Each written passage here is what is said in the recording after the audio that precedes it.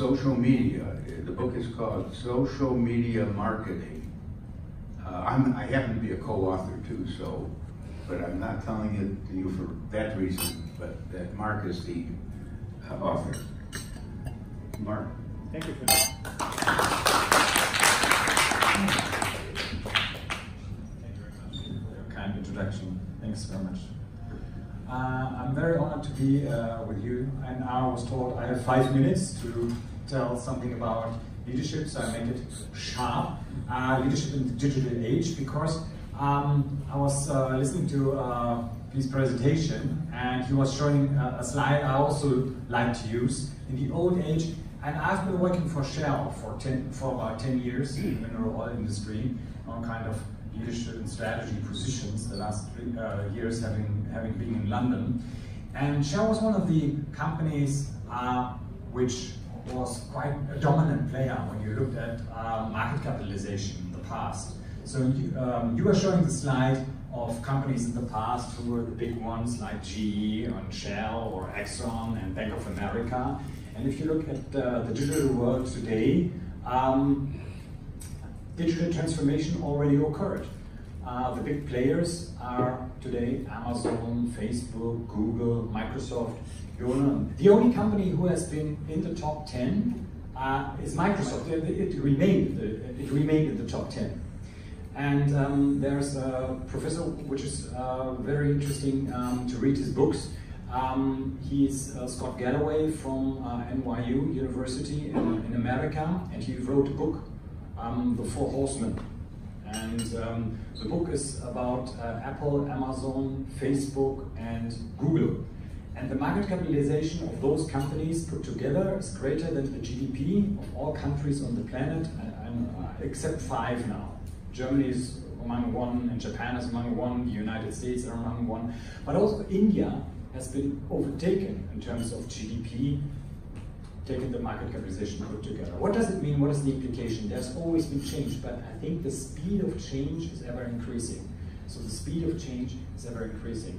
I have a slide, we're not showing any slides, but a nice slide which makes it tangible is that it took television more than 50 years to gain 50 million users. And it took Pokemon Go 19 days. So 50 years it took television to gain 50 million users or watchers, and Pokemon Go only 19 days. What does it mean? It means that we have to be more agile than ever before. I'm a great admirer of how Professor Clayton Christensen, and I was referring to that research, The Innovator's Dilemma, the book he was writing. It's a multiple award-winning book, and probably you heard all about the term disruption. And he was coining that term in his book, The Innovator's Dilemma. And basically what he had in mind is that traditional companies being very successful in the past, they're called incumbents.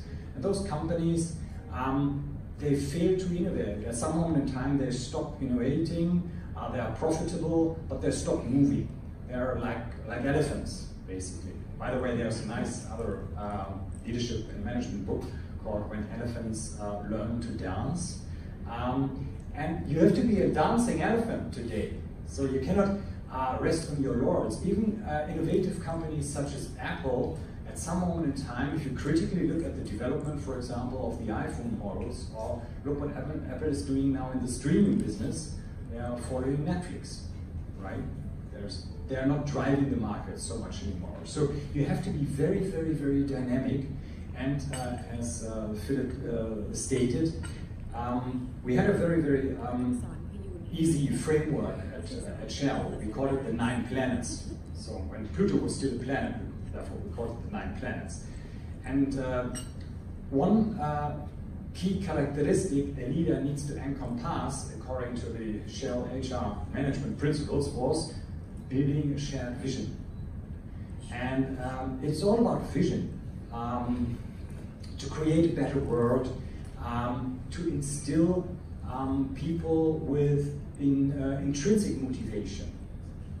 And there's a nice quote, and I would like to end telling 2 kinds of stories. One quote from the author of The Little Prince, Saint-Antoine Exupéry. He wrote The Little Prince, probably you all know The Little Prince. was meeting the fox, right? You know the children's book? And there's a nice saying here from Antoine Exupéry. The best thing that was ever written, I think, about motivation and leadership. He said, if you want to build a ship, don't assemble men, don't drum up men, don't delegate tasks to them, but teach them the longing for the endless ocean. Because then they will start building the ship on their own. And that is, I think, the best definition of an inspiring leader. Don't tell people what to do. I'm always making the distinction, do you want to be a boss to somebody? Do you want to be superior to somebody? Or do you want to be a leader? And then people are saying, I don't see the difference because I'm both. But most people are just superior to other people in the organization. They tell people what to do. They delegate tasks, but they don't inspire people, making them want to do what they can do best, right? Where their strengths are. And that is, I think, of paramount importance. And I want to end up with a little story. Probably you know the story. It's a story about stone masons. Do you know stone masons? Taking a hammer and then carving stones. And there are 3 stone masons. And a visitor to a country passes by the stone masons. And the first stone mason he's meeting saying, okay, what are you doing? And the stone mason is responding, I'm carving a stone here. I'm taking the hammer to carve a stone. And I do that in order to spend my living. You say, okay. But that sounds not very much intrinsically motivated. And he passes on, he comes to the second stone mason and says, what are you doing? And he said, I'm building a wall. Yeah? I'm building lots of bricks and I'm building a wall. I said, okay. And he comes to the third stone mason and said, what are you doing? And he said, I bring religion closer to the people because I'm building a cathedral. I like that story because it is about having a greater perspective on things. You need to have the overview. You need to be not only agile, but you have to have some kind of vision. And you need to inspire motivation in the people,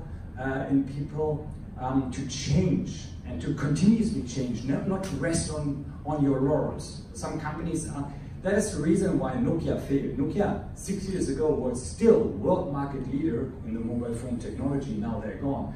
Research in motion basically is gone. Yeah? Their market share officially dropped to 0%, global one, in 2016, once they invented push mail notification. And when I was working at Shell, it was a status symbol. Every leader had one.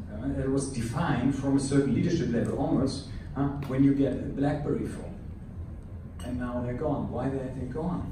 Because they stopped innovating, right? Because they stopped moving. And that is what digital leadership calls for. You always have to bring in fresh air.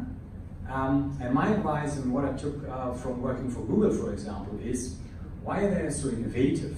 I'm not telling the story again now with Britney Spears, don't be afraid. But they have different people from different races, different kind of cultural background, different kind of education, working on the same project. So they have multiple perspectives on the same project. That's one driver for innovation. So they don't have only people like me who study business administration, or only lawyers to look at a certain kind of problem, but they have different kind of people and everybody's having a completely different kind of perspective on the same kind of question.